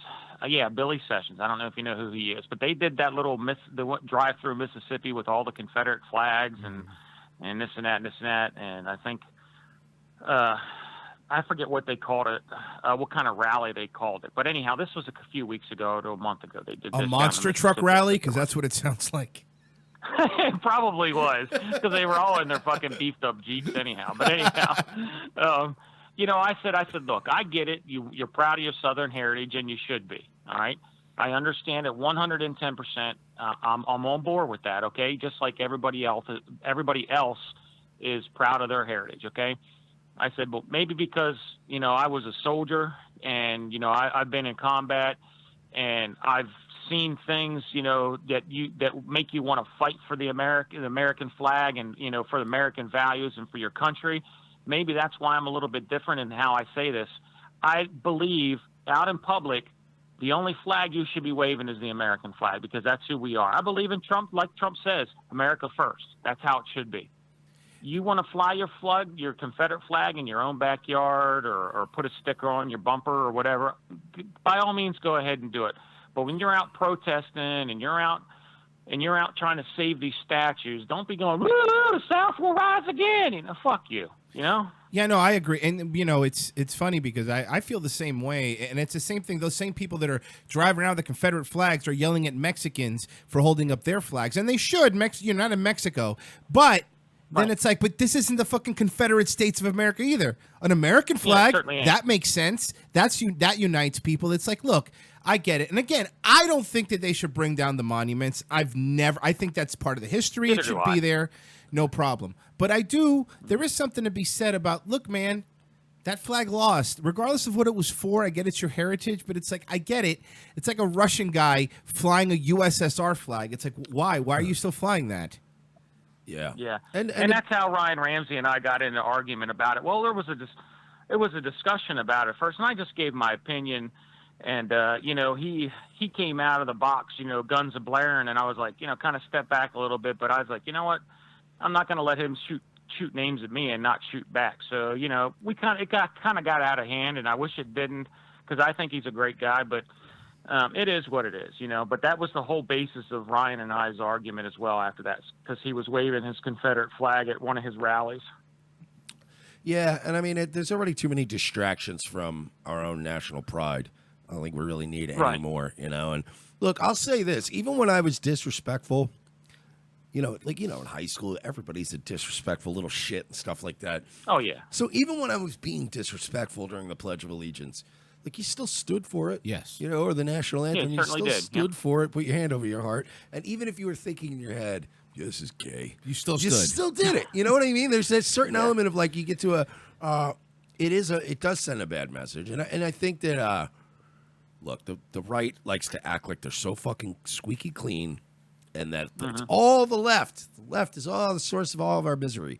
But, you don't do yourselves any favors when you purposely show up provocatively dressed or with provocative symbols, knowing what that's going to draw people into. It draws people away from the real dialogue and away from things that need to be done. Like I was saying it And last. you're going to put everybody else in that category too that you're in. That's affiliated with that, even though they might not believe in the same thing you do. Exactly. It's just It's like ridiculous. we had the same talk with Vince from the Red Elephants. We had him on recently, and he said the same thing. He's like, all the LARPy dumb flags, especially when they originated in other countries. Like, why do you have a fucking swastika or a German flag? Like, that's not your culture. It's not your thing. Yep. Why don't you have even if it's a variation of the American flag? You know what I mean? Like your own thing that represents, the stars and stripes, but it's not. Everybody's got this like fucking LARPer. They either want it to be Aslan and fucking be Mexico in La Raza, or you got these Black Power guys with their dumb fist Don't flag. forget the Lannisters. They have their own flag, too. And white people are just as guilty with this identity bullshit when they got their, I got my I agree. Confederate flag and long live Dixie. And you're like, yes, Dixie is a large proud part of America, but stop. Fucking relax. You're still part of America, God damn it. Yep. Yeah. And don't tell me you're American one minute and then you're a Confederate the next minute. You can't do that. That's like the Mexicans or Russians or wherever you're freaking from saying I'm French first or I'm Russian first. No, if you're a citizen in this country, you took the oath you took the oath when you went through your little citizenship thing, because my wife went through it. You're an American, and that's who you are first. And I'm not saying that you should, take your ethnicity away or your culture away. I'm not saying that. But when you come to this country, you gain your citizenship, or you're born in this country, you're American first. And if you're not, you don't fucking belong here. Yeah, no, 100% agreed. And it's Also, this is the only country in the world where if you flew the flag of a place that had of a group that had an uprising in your country, you'd just be killed. Yep. How many people are fighting to get in other countries to live their dreams? Not. What country do they think of first when they want to come to try to live a dream? They think of America first, don't they? Yeah, no, of course. That's how everybody comes here. That's why everybody wants to come here. That's why we have an illegal immigration problem, because it's pretty rad living here. And I think a lot of I believe to maintain it in that way, we need to have some sort of legal process to get people in here. And just saying that doesn't make you a racist, doesn't make you all these terrible things, all these terrible labels they want to put on you. But I'll say this, man, I honestly think that the left keeps playing this game, this identity politics game. Trump's going to win again. He's going to win again. Oh, they are. People hate to be told what to do. What were they talking about, putting Hillary forward again or Biden? Biden now's coming back into the scene here trying to make hey, do it. Do us a favor, because we got 2020 automatically if you try that shit again. Yeah, because their little Joe Kennedy dry run fucking was a massive failure. That was a wet run. Meme? You see, I made a meme and I put hashtag Dreamer Juice on it. Dude, that was the most Kennedy. embarrassing thing. We talked about it on the show, but it was the most embarrassing things I've ever seen was that Joe Kennedy speech. It's exactly what it was, though. It was a fucking dry run, and it failed miserably. They're like, throw Joe out there. Let's see how he fares, and if he gets a little steam, we'll start putting money into him. And he just came out, He was trying to channel JFK, and I think he channeled Rosie O'Dell. Or O'Donnell. Yeah, it was very, ustedes aquí en los Americanos, los dreamers. And you're like, oh, boy. This guy has a problem. Somebody give that guy a handkerchief and get him backstage. He's panicking. He would panic if he was debating Trump. Oh, yeah. Like Trump is now becoming, especially when it comes to arguing, he's becoming like what Tyson was in the early 90s. Where you see some of these young upstarts, and you're like, "Oh man, he's gonna destroy you." They're fucking shadow boxing in the corner, and you're like, "Oh my god, he's gonna connect twice, and you're gonna go down like a heap of shit."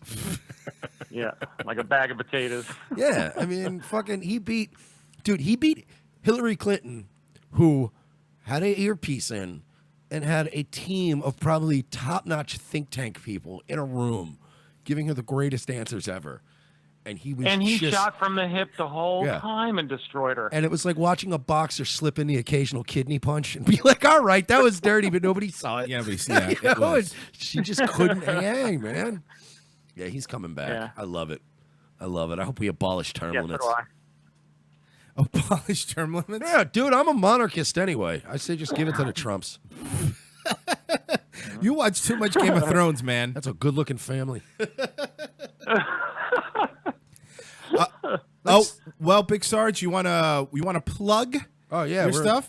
Yeah. Oh, you got like 15 minutes. Yeah, sure.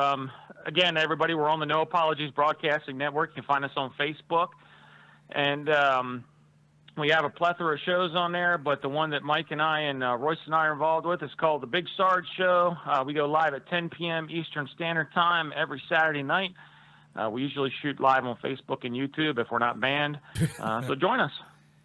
Thanks so much, man. We appreciate it, and we'd love to have you back on. And let us know about moderating for you. Yeah, no problem. And likewise, gentlemen. And thanks again. It's always great to be here. Thanks, man. Take it easy. Big Sarge. Big Sarge. Love Big Sarge. Yeah, he's good people, man. How does anybody get into it with Big Sarge, though? That's what makes me laugh. Yeah, I know. He's so reasoned and so nice. He's like, yeah, he's not talking to me. You're like, why? How could you ever be like, fuck that guy? Hey, real quick. I timed it perfectly. Australia Girl Power. 60 Minutes, Australia. Mike, I'm going to show you a lovely, heartwarming story. To be a champion footy player, it helps to have the athletic weapons of size, strength, and a mighty kicking boot.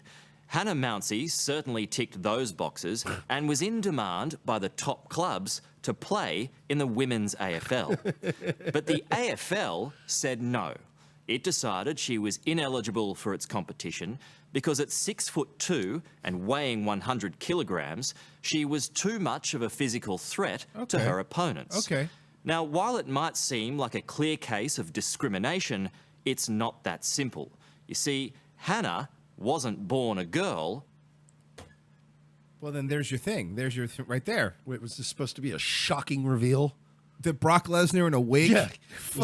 Was I supposed to believe that? Because honestly, I thought that this was a fucking movie poster for a Josh Hartnett film. Really? It looked more like a Chris Hemsworth film, but I see what you're saying. Yeah, so tell me, what did they end up hiring Channing Tatum to play on the girls' team? Well, let's find out.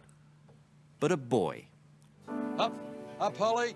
For most athletes, being the toughest player on the team oh my God, is a no, I'm distinct sorry. advantage. This looks like... Good hands, Hannah. But for Am I the only person who thinks that this feels like a world peace sketch? Does this not feel like the kind of thing where Sam Hyde would get like a bunch of like actual teenage girls to play in a soccer league and he would just be fucking dominating? All right, honestly, this feels like $1 million extreme sketch. Oh God. Jeremy Shockey really needs money, huh? See, I was born with a penis, you know. But I like to play me a little footy. We call it footy here in Australia. And I don't like to play against them guys because they're really tough, you know? Them Australian men are really tough. So I like to play the girls. Hannah Mounsey, her greatest strength is also her manhood. her biggest weakness. Is it her penis? Her testosterone? Look, for those of you listening to the podcast, you have to understand. This woman's, like I said, 6'2", 6'3". Got to weigh at least 220, 230. She's built like an American football player, a tight end. With a denser man bones and a testosterone, she's the greatest player on her team. Weakness. All I'm doing is being myself.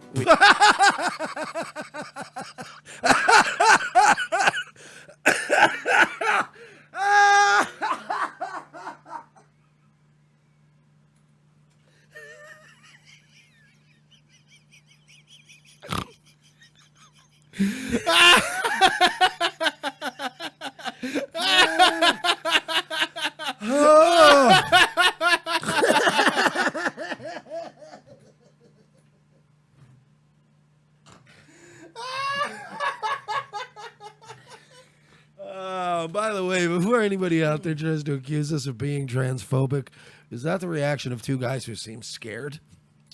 By dictionary. Oh, fuck. Holy fuck. Oh, shit. All right. We can make it through this, Mike. I believe in us. Which, you know, you'd hope 99% of the population are able to do every day. Wait, is this the same kid from the segment we did in like episode 5? He's grown up. And play football, which people have done in Australia for 150 years. You know, those two things combined. Jesus Christ. Look at that. But you're right. Brock Lesnar face. Right? over Brock here. Lesnar. Jesus. Got a face like a yield sign. Maddie in the chat says, is that Val Kilmer? You're right. He's such a good actor. He really dives into the role. Oh, fuck. Shouldn't be a huge issue. A lot of people won't let me play rugby against women on account of me penis.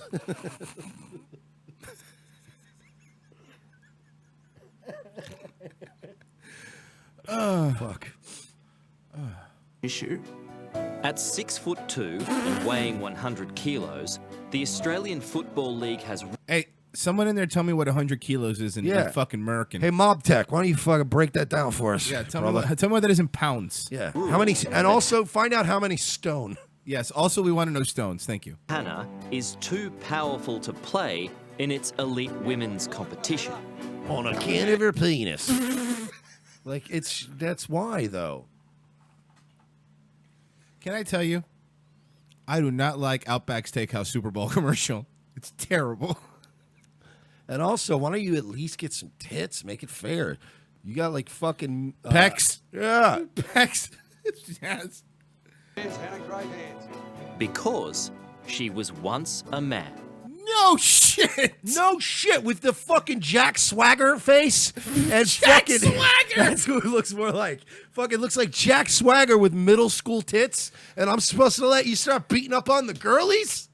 Fuck out of here. I obviously don't agree with what the AFL has done. Yep. You know, there's Protected women? You mean protect women is what they did? 220 pounds, Shane says in the chat. Thank you.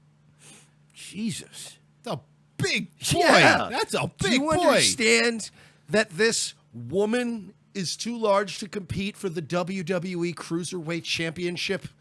Can we establish that? She does look like she's from parts unknown.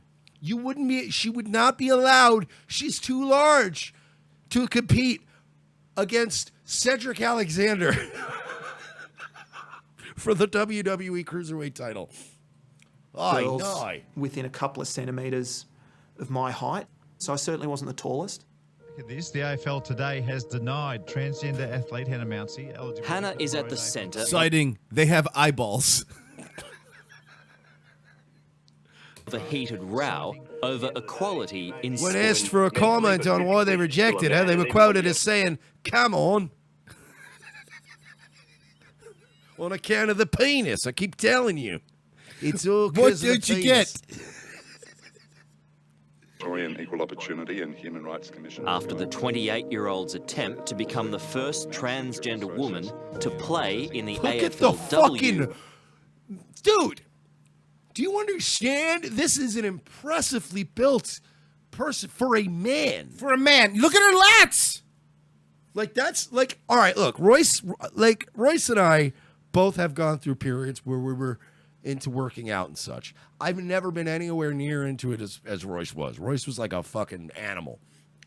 Royce is the kind of guy that will point out a physique while watching wrestling. Yes. Not in a gay way, but as a guy who used to like get into that Also shit. in a gay way.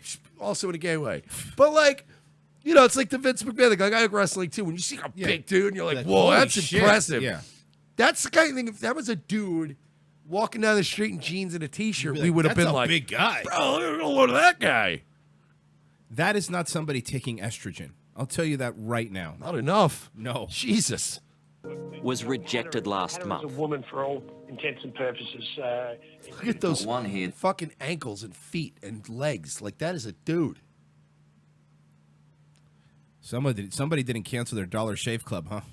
That says, how is the decision unacceptable? It's a bloke. She looks like a, like... Oh, he's reading the comments. This is great. Hold on. He's reading the comments from the Facebook. This is going to be good. The decision unacceptable. It's a bloke in a dress. Look, if that's what he thinks, that's... I don't really care. There is a chorus of opinion. This that bitch looks believe- like the fucking... Remember the singer from Silverchair? That's a fucking very obscure reference, but Mob Tech probably appreciates it. I think they were Australian. that Maybe it is the believes- dude from Silverchair. Always wanted to play me footy. Oh, shit. That you've made this change because it's easier to be an elite athlete. No one would, in their right mind, would do that. It's a dude. I'm actually a man down under.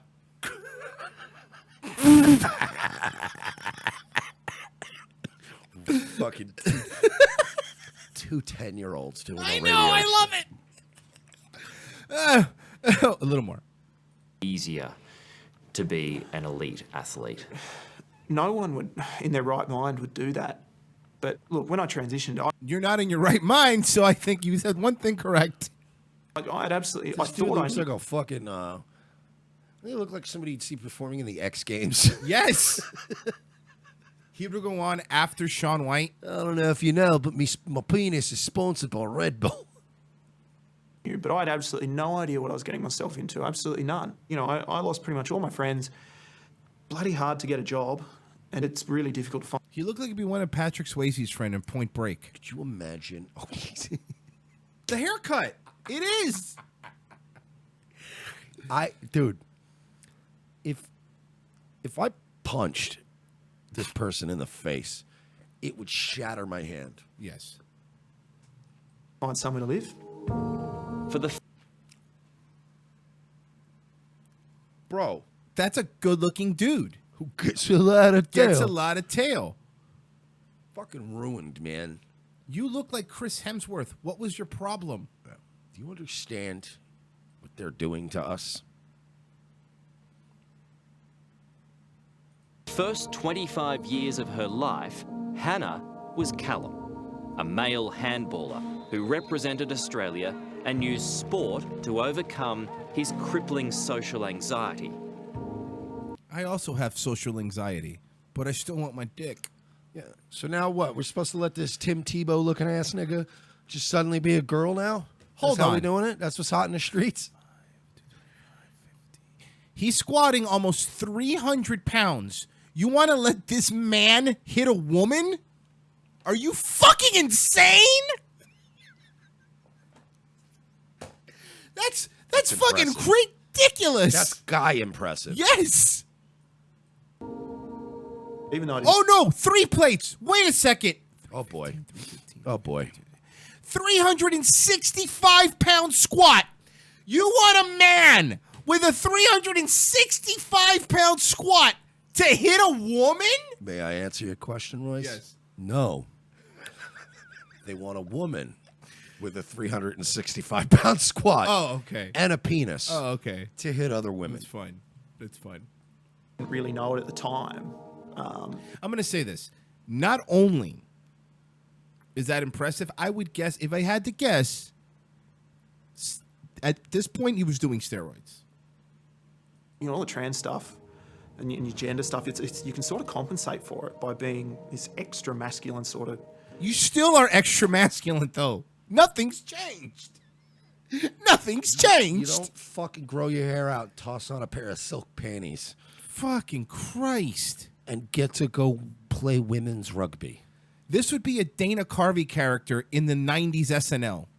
creature, I suppose. I love the physical stuff, the really tough sort of physical contact stuff. Bet you do. But away from that, I'm not like that at all.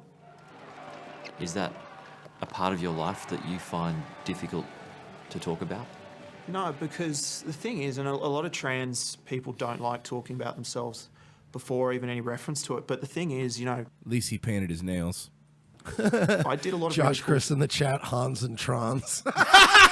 Thank you. Thank you.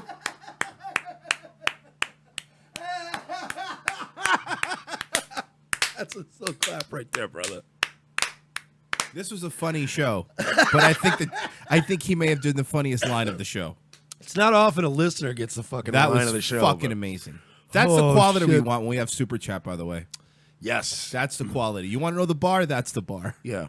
And that it is. We were discussing this now. A lot of these shit shows do the little, so we'll read any Super Chat comment. We will accept your Super Chat money. Because we need the money. We will only read your Super Chat comment if it's good enough. Yes. And relevant to the topic. Can't be a joke from something we said last show. things as Callum. I was a really good person. Away from the game. Jesus. Dude! Holy shit! He's clean pressing 325 pounds. Dude! It's not that much. No, that's a lot of weight. Holy shit! Callum was struggling with his identity. 2 years ago, he was diagnosed with gender dysphoria. Aren't you? All right. Yes. When you're diagnosed with something, don't they usually try to cure you of it, not indulge it? Not in 2017, Mike. 2017, we wrap them in bubble wrap, put them in a big hamster ball, and we protect them for all the mean words. And he was diagnosed with lung cancer, and he was prescribed packs of cigarettes. The fuck, man? A condition where a person's gender is different. Okay, now I know this is. I'm sorry. This just made me upset. Notice something. Bigot. Look at this. Notice how before he was clean pressing 325 Gender pounds. dysphoria. Now A to condition look like a lady, just put a couple 25s on each side. Where a person's gender is different. Hey, you could still do 315. You're just pretending to be a girl. That is. You're gonna tell me with those shoulders that's as much as he could clean press? That's as fuck you. That's fucking insidious. That's LARPing. And also, you're not putting at least when he was doing the fucking 325, he was like, oh, you know what I mean? Like he's just like, let have me, because that's how women work out. so you fucking dainty. asshole. Fuck you. What are you gonna do? You gonna hold back in the field? Different to the body they were born in. And that was tough because you're sort of going, I'm 80, 90, 95% sure, but until you go, okay, well, I'm going to even just walk around the block at 1:30 in the morning as a female and see how comfortable you feel. So is that what you did? Yeah, it was. But the problem is not how comfortable you feel, it's how uncomfortable I feel. It makes me very uncomfortable. Oh, Mike, I would love to do more of this. I really would. Oh, no. We're at the But end of the guess show, what? are we? Guess what? It's time to shill. All right, well, I guess we'll shill then. All right, folks, you know the drill. Please like, subscribe, share our videos. Subscribe on YouTube, Roku, Facebook. Give us 5 stars on iTunes, Facebook, all that good stuff. Give us money if you'd like to. Of course, support the show. Even if you don't want to win anything, or get involved in our little extras. Just if you enjoy our show, you listen to it every day. Help us grow by going to patreon.com/we're not sorry or paypal.me/we're not sorry. And we also got merch if you look for it on Teespring, of course. And we will be back mañana. Tomorrow. Thanks for listening, guys. And of course, as always, if you like the music of the show, it's C. Thomas Howell, SEETHOMAS HOWL. Buy his album on Bandcamp. All right, guys. We'll see you tomorrow. Revenge Assist.